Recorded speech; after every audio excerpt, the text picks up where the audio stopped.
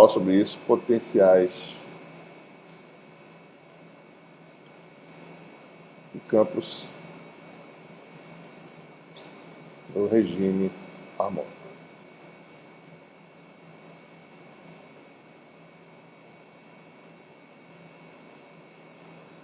Então, agora, né, nossos potenciais podem ser calculados, né, como a parte real de uma função reta e o potencial vetor também, né?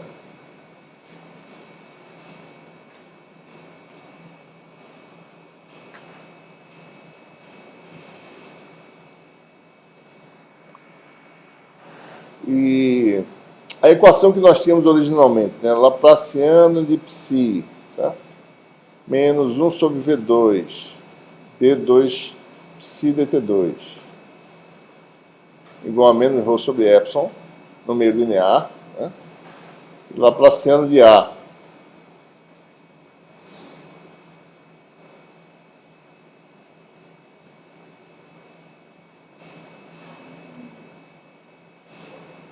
Menos μ vezes J, né?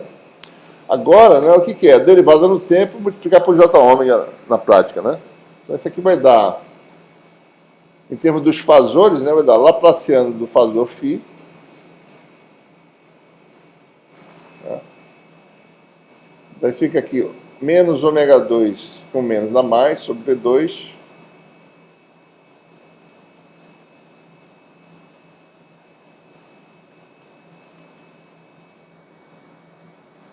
Aí o fasor ρ sobre epsilon, né?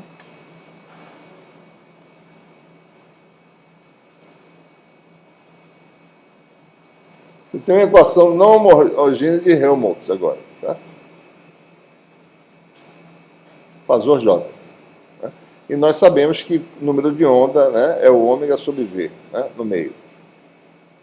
Então isso aqui fica, na realidade, aquela equação tradicional, só que tem uma não homogeneidade, certo? Agora a gente tirou o tempo da história.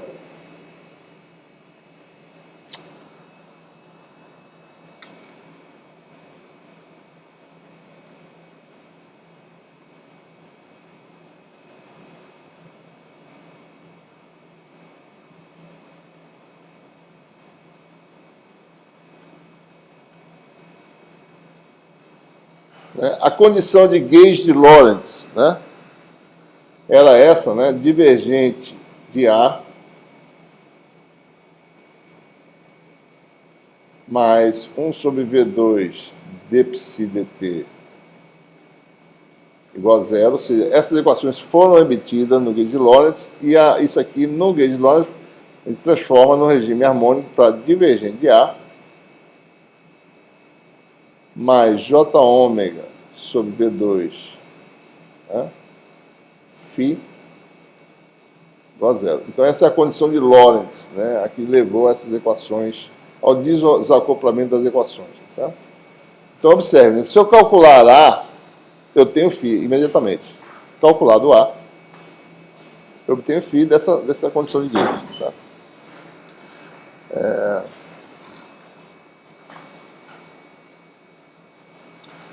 Mas outra coisa, né? Se você calcular observe que naquelas expressões integrais nós temos ρ de t', né? O tempo retardado, né? Isso aqui é parte real do fasor ρ exponencial de J ômega t', né? Vamos destrinchar aqui, tá certo? E J também, né? J de t' e de x' também, né? Na verdade, J de x' t', certo? Rigorosamente. Parte real de J fasor de x' exponencial de J ômega t'. Vamos calcular isso aqui para ver como é que fica nas integrais, tá certo? Vamos pegar, por exemplo, o J, né? Então, o J de x' t' é a parte real, né, de J de x'. Daqui vai ficar exponencial de J ômega t menos x menos x' sobre v, tá?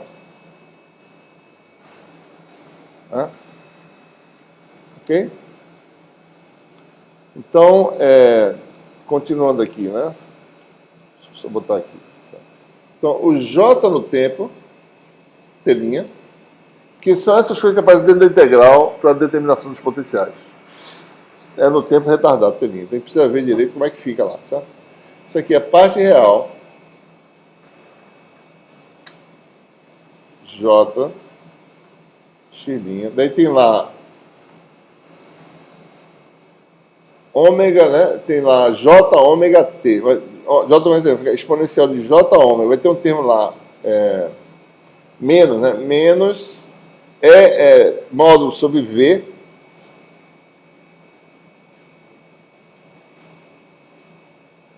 Certo? E ficou aqui exponencial de J ômega T. Tá? Não é isso? É parte real. J de x'. Ômega sobre V é K, o número de onda. Então, exponencial de menos JK, módulo de x menos x'. Certo?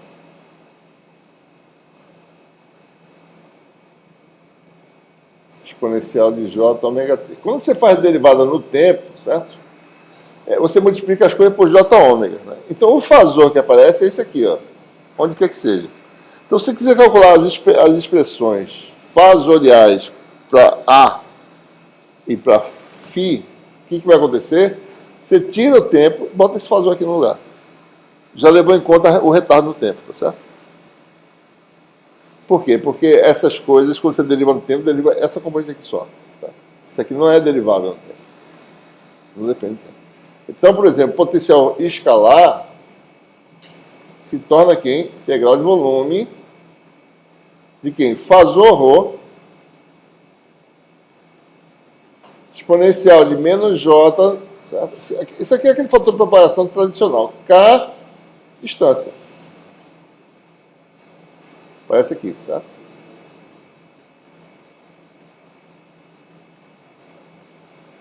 A expressão integral seria essa, né? E o potencial, e o J seria algo parecido. dV', J, x', e tem um fator. Esse fator de fase aqui aparece por causa do retardo. Leva em conta o tempo de retardo. Então, para uma frequência harmônica, um tempo de retardo quer dizer um fator de fase que você adiciona no problema, entendeu? Fica esse menos JK, módulo de x menos x'. Né? Isso aqui é A.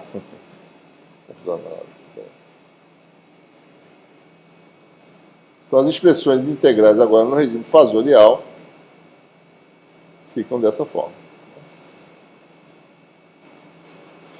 O que mais? Bom, o B é rotacional de A, fasor B é igual a rotacional de A. E o campo elétrico é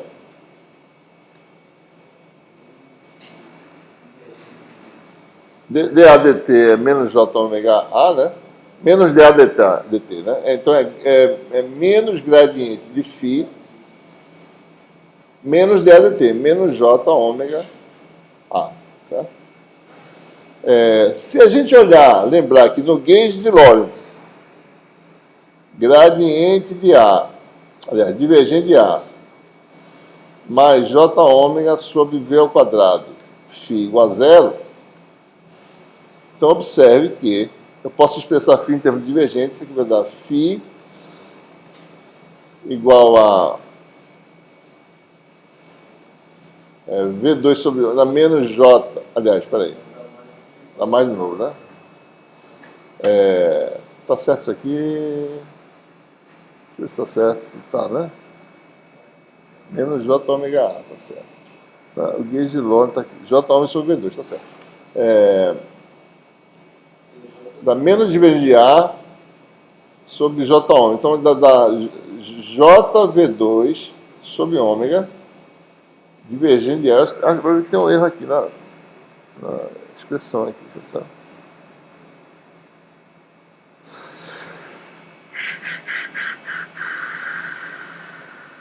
Deixa eu ver se tem uma coisa errada aqui. Aqui, ó. j⍵A. Bom, vamos fazer aqui para ver. Divergente de A, né? Daí o que fica? O campo elétrico vai ficar com menos gradiente de φ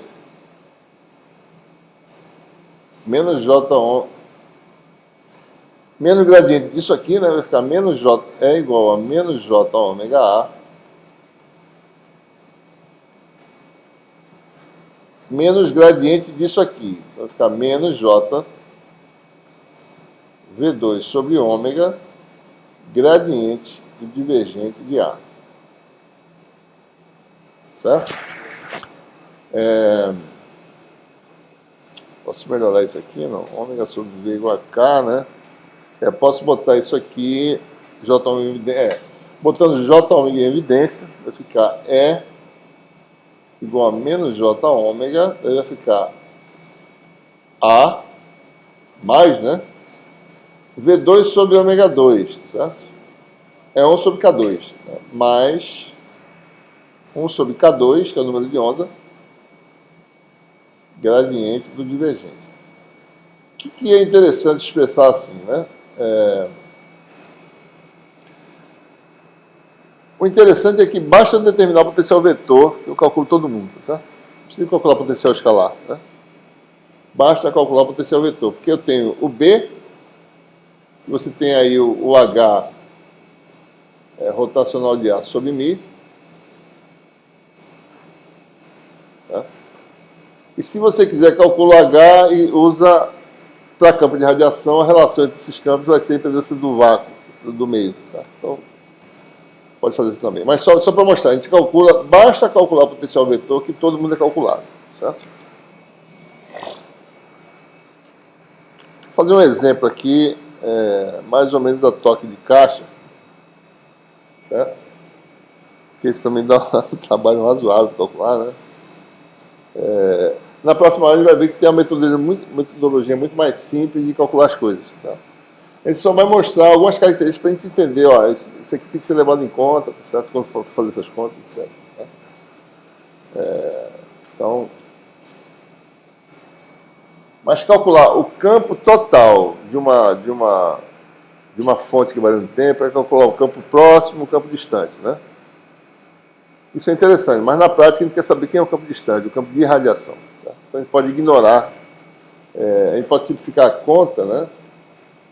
Se você quer calcular só o campo distante. Mas, por enquanto, vamos só mostrar algumas características, né, desse exemplo, que é o dipolo magnético. Tá?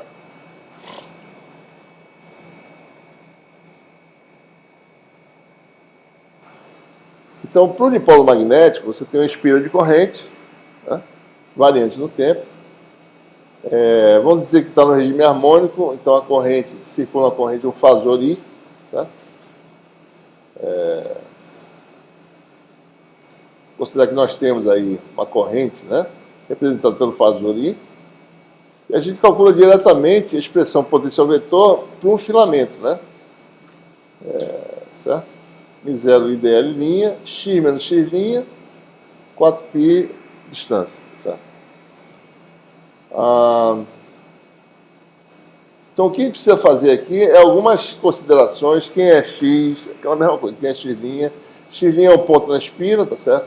Subtendido por esse versor AR', né? Módulo A. X é o vetor posição, R a R. DL' é o elemento de corrente, de comprimento, o filamentozinho diferencial. Né?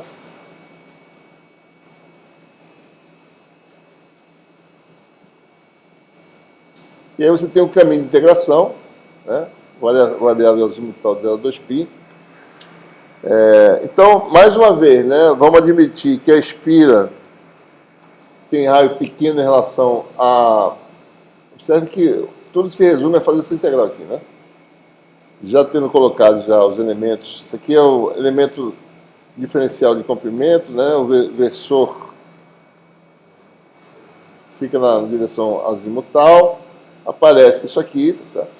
E o que precisa fazer é aproximar essas funções, né? Essa função, a gente já fez essa aproximação já, tá certo? Ele tem que fazer essa aproximação aqui sem perder informação, né? Então, observe o seguinte,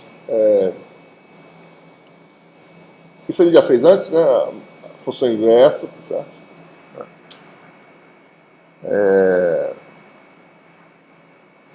Então, eu só estou mostrando o roteiro, mas não vou fazer as contas não, tá? Só para mostrar mais ou menos quais são as aproximações que são feitas aqui, certo? Aparece, então essa integral vai ficar mais ou menos, já destrinchando, aproximando a função inversa, fica essas coisas aqui, tá certo? Daí ainda falta esse exponencial que está aqui em cima. Né? Esse aqui foi módulo de x menos x', né? Veio daqui, certo? Você tem lá módulo de x menos x', né? Quando x' é pequeno em relação a x de tamanho, isso aqui é módulo de x, né? Mais o incremento, que é menos x', gradiente da função x, que é o AR, certo? Só para dizer de onde vem isso aí, tá? Então, observe, né? Por isso que aparece aqui esse fator aqui, tá certo? E vem um termo que não depende da integral, que foi exponencial menos j k0r. De onde ele veio? Esse primeiro termo aqui, ó. É exponencial de menos j k0 vezes isso aqui tudinho, certo? Então tem o fator menos j k0r sai da integral e fica um termo variável que depende do ângulo de integração. Tá? E essa integral dá para calcular usando outras técnicas, né? Deve dar função de Bessel aí, certo? É o tipo de integral que dá função de Bessel. Mas a gente não precisa fazer isso. A gente pode admitir que o raio da espira é pequeno em relação ao tamanho, ou seja, mais precisamente, né? A gente pode admitir também essa hipótese, certo? Nessa hipótese aqui, ó. O que aparece lá é um fator da ordem de K0 vezes A, certo? Que é 2π A sobre lambda. Então, quando isso aqui for muito menor que 1, ou seja, espira pequena em relação ao comprimento de onda, tá? Então eu posso fazer essa aproximação, ou seja, a exponencial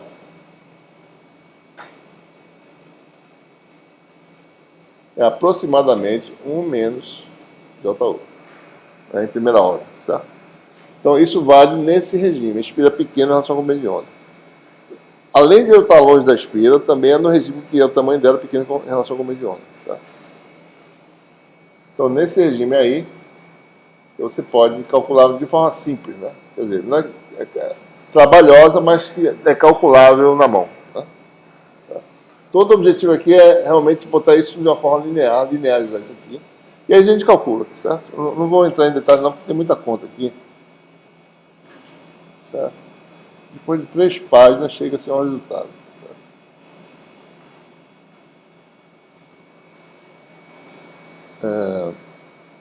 Deixa eu ver onde é que eu chego aqui de uma forma simples. Nossa Senhora. Bom, a expressão 11.131. Depois de 20 equações, a gente chega aqui.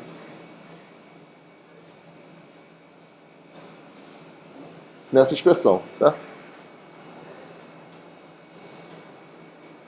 Né?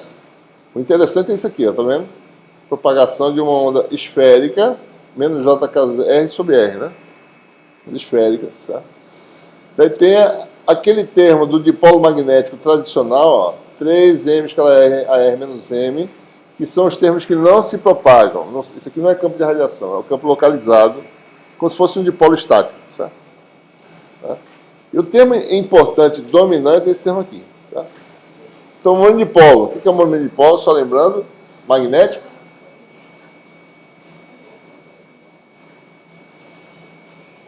Corrente vezes a área AZ. Tá? Então, você tem... é muito semelhante ao dipolo elétrico. M escalar a θ.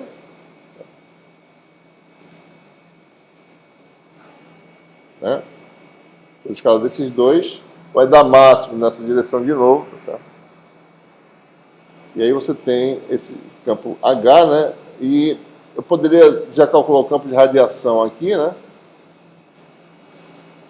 E, bom, isso já vem do potencial vetor. E o campo elétrico, mais um bocado de conta, certo?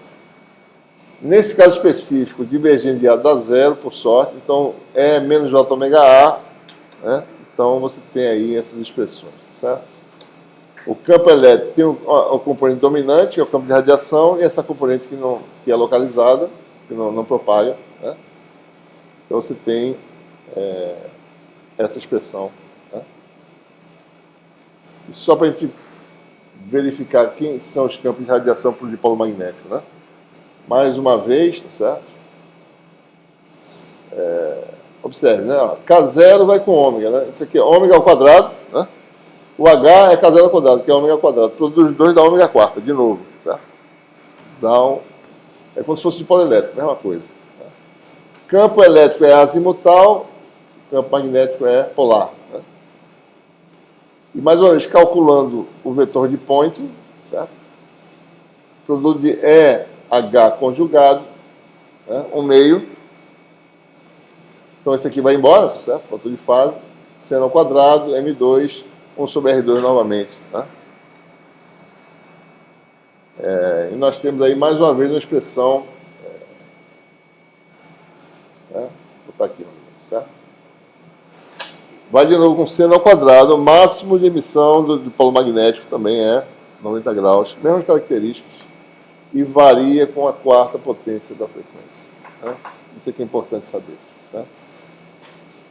E daí você tem, basta tirar esse R2, você tem intensidade de radiação, né? Semelhante ao caso que a gente fez no caso elétrico, certo? Bom, essa aula aqui foi só para ilustrar. Bom, a gente pode calcular as coisas, né? No tempo, no regime harmônico, mesmo no regime harmônico dá um trabalho enorme, mas a gente tem que filtrar quem são as componentes dos campos que são importantes. Quais são as que propagam, né? Então a característica fundamental é o quê? Que o campo elétrico e magnético tem que variar como uma onda esférica.